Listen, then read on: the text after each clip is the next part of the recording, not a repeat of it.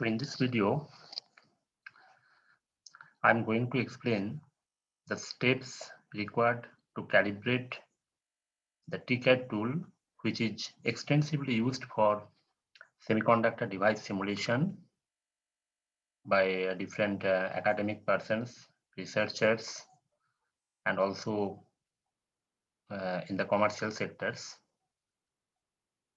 So TCAD needs to be calibrated for accurate and reliable simulation. That means the result you are getting from TCAD that will be accurate and reliable. So if you calibrate the TCAD carefully. So you know that TCAD is just like a calculator. So whatever the data you are applying, you are giving the input data. Based upon the data, TCAD will produce the result. There are some inbuilt physical models are there. Okay. Mobility model, velocity saturation model, and all those things for for most device simulations. Okay. So you need to carefully select the appropriate model which is suitable for your device, and also you need to use the correct parameters into the model, because a model having 5 to 10 different types of parameters, so you need to put a correct value of a parameter, so then only you will get the accurate result. That means the result will be comparable to the accurate the actual devices, that is fabricated devices. So before going for any simulation, so first step is you need to calibrate the TCAD. Otherwise, the result you are getting from a TCAD simulator, okay, so that is not reliable. So if you slightly change the parameter, if you use a different mobility model or different physical model, the result will vary. Okay, there will be huge variation in the result, and your result will not be trustworthy.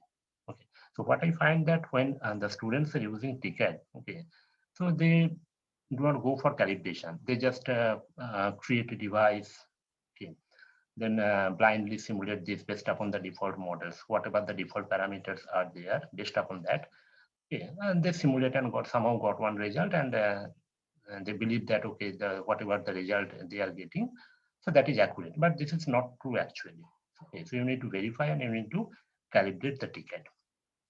So in this video, so I will discuss in brief. So what are the calibration steps are required? So stay tuned and subscribe this channel for more updates. So coming to the contents, so I already discussed what is the concept of calibration. The calibration may be related to the process calibration. That means when you are going for a virtual fabrication of the device in a TCAD tool, there is one type of calibration, so that is process calibration. Okay. Another one, device calibration, that is device simulator calibration, when you are going to simulate the device. Okay. That means you are going to find out the IV characteristics, CV characteristics. Okay, so then you need to calibrate the device. So that is basically device simulator calibration, and that is basically extensively used. That is most important and extensively used by the students and researchers. Now, if we go through the important steps for device simulator calibration, so the steps may be the capacitance voltage CV characteristics calibration, the calibration of mobility model, calibration of quantum correction model, and of course, finally, the current voltage calibration. That means if you are going for a simulation of a MOS device, then it will be IDVGA calibration and IDPD, that is static characteristics and transfer characteristics calibration. And finally, there are some tips and tricks which I will discuss. So watch the video up to the end. So actually, what is device calibration? So as I discussed earlier, so calibration means just to get the accurate result. So for that, you have to match the simulation result. That means from TCAD, whatever the result you are getting, you have to match the simulation result with reported experimental data of the fabricated device. The experimental data of fabricated device, you can collect it from the published research paper from reputed journals. Okay. Make sure that the data you are using for the device and the device you are designing in TCAD, that is exactly same. Okay. For example, suppose you are working with a double gate MOSFET, okay, with a channel thickness of 5 nanometer, and the data you are using for calibration, so that is a bulk MOSFET, The channel length may be same, but it is a bulk MOSFET. Then this calibration is not actually, it is not good, okay, because the physics of double gate MOSFET and physics of single gate MOSFET is a little bit different, okay. And of course, the channel length should be in the same order, okay, at least close to the design one, okay, this one, okay. So both simulated and fabricated device must be identical. So just now I mentioned that, and all geometrical parameters, that means the length, width, etc., the channel thickness, oxide thickness, etc., and of course the material must be same. That means if you are using silicon, okay, so for experimental data, it should be a silicon MOSFET. Okay. So sometimes what we did that, suppose you are going for a simulation of a 20 nanometer MOS device, but the data for 20 nanometer device is not available. But the data for the similar type of device, suppose you are going to design a double gate MOSFET, the data for let's 35 nanometer is available. Then it's better you first calibrate the 35 nanometer device. That means you design the same 35 nanometer MOSFET in TCAD and match its characteristics with the reported experimental data, which is exactly having 35 nanometer. Then after calibration, means after fine tuning of different models, okay, that will be discussed one by one, okay. You use the calibrated model to design your 20 nanometer device. Then it is acceptable. But sometimes what will happen, that exact what I'm trying to say, that is the physics which is applicable for 35 nanometer might not be applicable for 20 nanometer. There might be a slight deviation, but if you do not have that experimental data of a 35 nanometer, then you can go for a 20 nanometer because you do not have any other option. Okay. So before calibration, so you need to follow those steps. You first collect the experimental data. So that is important. Okay. So the collection of experimental data from reputed literature. Make sure that from the data you are collecting from the paper that is published in a reputed journal. Okay. And the data may be the IDVG. Okay, you try to collect all the possible data. If there is a IDVG data, there is transfer characteristics, static characteristics, you collect all those things. Even if you have that capacitance voltage data, you take that. Okay, collect what are the geometrical parameters of the fabricated device. That means the length, width, oxide thickness, channel thickness, doping concentration, that get metal work function, etc., all these things. And we implement the same in TCAD. So whatever the data is available, okay, in the literature for the experimental fabricated device, you implement the same device, exactly same device in a TCAD, and you use the same parameter and simulate it. So of course, in the first time, so you will not get the exact data, okay, because your TCAD is not calibrated, or whatever the models you are using for simulation, so that is not calibrated. Okay, so there will be some deviation, maybe 20% deviation, maybe 30% deviation between your simulation result and experimental data. So, but first you plot that and see what are the deviations. Then from that deviation, you need to identify and you have to make, you have to decide to make decision that which physical models or parameter need fine tuning. So this is most important. So the decision making is very, very important. Okay, so for this, okay, you know, as a beginner, you will not get that idea, but when you are working with your device, okay, so when you will become expert, so you will get also this barrier, this region, it is not matching. So this is due to this parameter. Okay, this parameter is not correct. So here I will try to give you some ideas which might be helpful for your work.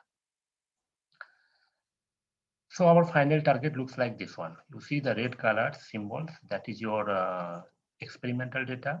Okay, and the simulated and the continuous line is simulated data. You see for starting from your subthreshold region to strong inversion region for this MOSFET. Okay, so this is your characteristics of silicon MOSFET. Okay, transfer characteristics. So there is a perfect match.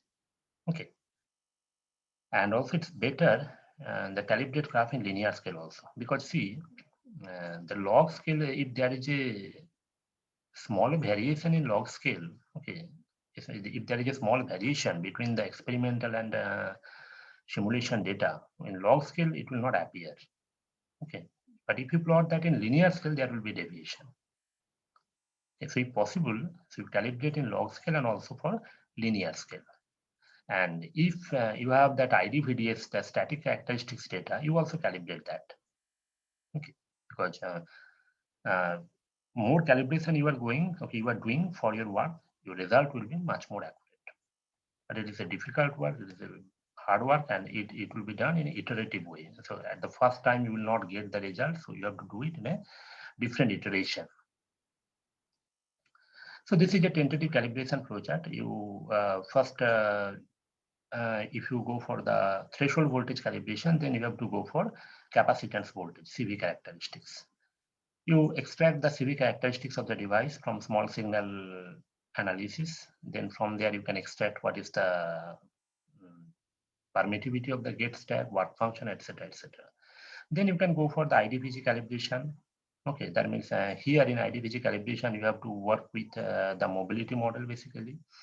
Okay, for low drain voltage bias, and for IDVG calibration at high drain voltage, high VDS, then you have to work with the velocity saturation model. And also you need some fine tuning of a parasitic resistance, source drain resistance. Okay, so this is. Now, if we take a look on the CV calibration, now see, in this region,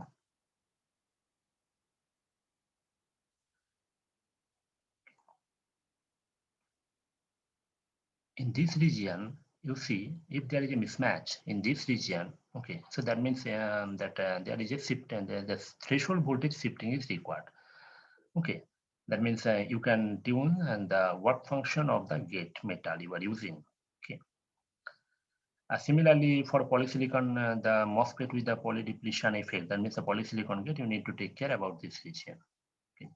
So if there is a left shift or right shift of this point, okay, so then basically it needs the tuning of the work function of the gate metal. Then another one important calibration step, which is not discussed in any literature, so that is the quantum model calibration. As you know that when you are using a thin channel, so then you need to incorporate the quantum effect, because when the channel thickness is very small or thin, okay, so then the electron energy is not continuous due to the quantum confinement. It is splitted into multiple subbands. Okay. So that can be calculated using Schrodinger equation or Schrodinger-Poisson solver. But the problem of Schrodinger-Poisson solver is, so it is computationally expensive. That means it will take a long time to simulate, and you will face the convergence problem. Okay, and the main fact is that you cannot perform the small signal AC analysis, which is used to extract the capacitance. Okay. The small signal AC analysis is not possible while using the Schrodinger-Poisson solver. So, but you need to incorporate that quantum correction, that is important. So there are some quantum correction model, okay, is available in every ticket. That may be a Silvaco, maybe Synopsys, or maybe any other ticket. There are some quantum correction models are available. So one of the popular quantum correction model is density gradient model.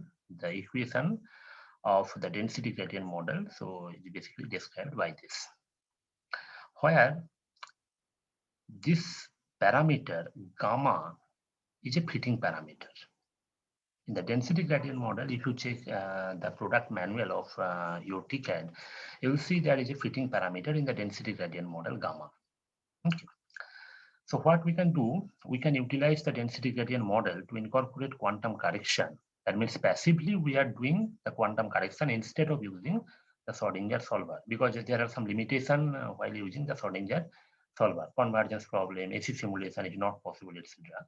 So we can use this density gradient model, and which will produce the same result, but we need to take care of this gamma value. Okay, so that means there is a scope of calibration. Okay, so how to decide what will be the value of a gamma? How to do that? So let us see. You first run the actual Schrodinger-Poisson solver at zero drain bias. Okay, and VDS equal to 0, that means 0 current condition. Then you extract the electron density profile. That means how the electron concentration varies in the channel of your device at a particular gate voltage. Let you are taking VGS equal to 0.1 volt and VGS equal to 1 volt at two different gate voltage. So then you remove the Schrodinger-Poisson solver and you incorporate this density gradient model in your simulation deck, in the simulation profile. Then you fine tune the gamma value.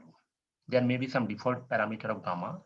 Okay, you first run that, and again you extract what is the electron density at low gate voltage and high gate voltage, plot both data. That means you compare your result, the density gradient calculated result, with the Schrodinger-Poisson solver SP. The Schrodinger-Poisson solver data is the correct one, is the exact one. Okay, and now you need to match your density gradient model corrected data with your Schrodinger solver data. So you repeatedly vary the gamma value until and unless you are getting agreement between this Schrodinger-Poisson solver calculated data and the density gradient calculated data for both VGS. At the same time, you need to take care about this capacitance. Okay. So from Schrodinger-Poisson, you can calculate the gate capacitance from quasi-static analysis. That means you can calculate what is the electron density in the channel. Then you can differentiate that with respect to gate voltage, you will get the gate capacitance. Okay. See, this is a Schrodinger-Poisson solver, this red one. Okay. And then in the same way, you vary the gamma value and you run small signal AC analysis and you calculate what is the gate capacitance, this blue line. And vary the gamma value until and unless there is a match between this electron density profile, and also at the same time there is a match between this gate capacitance, two gate capacitance. When both are matches, see 100% matching is very difficult. So if you got a reasonable matching, so then we can say that your density gradient model is calibrated with your Schrodinger-Poisson solver. Now you can use that DG model to run your simulation and to extract the parameters, and you can go for further simulation. So in this way, we can calculate the value of gamma. For silicon, the typical value of gamma is a 4, that is by default it is set by the TCAD. But you see for a different channel thickness, the gamma value will vary. There is a rapid variation of gamma for different channel thickness. So you can test it from your side. Similarly, the mobility model also needs calibration. There are some default mobility models that is given in your TCAD, that is already set in your TCAD. But depending upon your channel, the mobility will vary, because you know mobility is a function of a temperature, mobility is a function of a doping concentration. But the good thing is that if you are using silicon as a channel material, the mobility is almost calibrated. Whatever the default mobility model is present, so that is calibrated. But when you are using some other material such as 3,5 compound semiconductor material, the mobility models are not calibrated and you need extensive calibration of mobility model. It is not calibrated, so you need to calibrate that. So for mobility model calibration, you first take a look on the Lombardi model. So that basically accounts for the mobility degradation at the interface, the E-normal. Okay, so it is basically termed as E-normal, the mobility degradation, which is having some components, which is the mobility component due to acoustic phonon scattering, mobility component due to interface roughness scattering, and finally all the mobility models are combined using the Matheson's rule. So here, similarly, you need to calculate, you need to extract the effective mobility data from the paper, which is this one, experimental data. And after simulation, you can calculate effective mobility from the TCAD. You see what is the result you are getting, then you plot them. If you are getting a reasonable agreement, then it is okay. So the parameter for calibration, you can focus on the B parameter, C parameter in the Lombardi model. Okay, for weak inversion region, that means low NS region, and the delta parameter, eta parameter in a strong inversion region. Okay. And the bulk mobility, you can also calibrate that, you can vary that. So mobility model calibration is very, very important for accurate and reliable simulation. So you can do this in this way. And if your mobility model and all other models are calibrated, automatically you will get a good agreement in the IDVG characteristics. So how you can identify? Suppose this is a IDVG characteristics at linear scale at low VDS. Where VDS equal to 50 millivolt or VDS equal to 100 millivolt. So if there is a mismatch in this region, that means you need to change the work function of gate metal. If there is a variation, if there is a mismatch in this region, that means you need to tune the C parameter in the Lombardi model. If there is a mismatch in the strong inversion region, in the current in this region, that means you need to pay attention to the delta parameter of Lombardi model if you are using Lombardi model. You know the Lombardi model is a popular model which accounts for the mobility degradation in the interface. Similarly, if you plot it in a log scale at low VDS, so then in the subthreshold region, you can see if there is a mismatch here, that means at this transition region, then you need to check the trap models, whatever the traps or interface traps you are using. Okay, you need to check the concentration of traps. Apart from Lombardi model, there are some other models which is available in Centrulus TCAD, that is called IAL MOG. If you are using Centrulus TCAD and if you are using this mobility model, then if there is a mismatch in this region, you can check those parameters. So if there is a mismatch in the subthreshold slope, then you check the trap concentration parameter. You can also, from my experience, I'm telling, you can also pay attention to the permittivity and oxide thickness and the doping concentration of the channel. That also significantly affects the subthreshold region. Yeah, another one thing, the band-to-band tunneling model, especially when you are using a low bandgap semiconductor such as C5 or germanium, okay, in your project. Similarly, the velocity saturation model, which basically the Canali model, it captures the velocity saturation effect. That means at low electric field, velocity increases with electric field, and at high electric field, velocity saturates. The drift velocity saturates. So if there is a mismatch in the drain current and in between the low value and high value of VDS, suppose at a low value of VDS, you are getting a good match, but you are not getting a good match at the high value of VDS. Then there is something wrong in the velocity saturation model. You need to pay attention to this VSAT or VSAT 0 parameter depending upon the TCAD you are using. Okay, the implementation is almost same for all TCAD, and also in the log scale, okay, the graph is not given here. In the log scale, if there is a mismatch, also you can pay attention to this beta value. The beta value generally varies between 0.5 to 2. Okay. So VSAT 0 and beta, these two parameters need attention for this velocity saturation model.